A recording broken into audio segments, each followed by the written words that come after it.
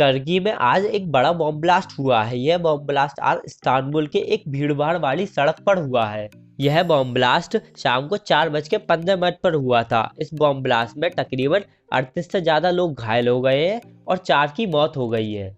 अधिकारियों ने विस्फोट के कारण की पुष्टि नहीं की है, लेकिन टर्किश मीडिया ने कहा है कि यह सुसाइड बॉम्बिंग है। टर्की की राज्य द्वारा संचालित एजेंसी ने कहा है कि घटना की जांच के लिए 5 ऑफिसरों को काम सौंपा गया है।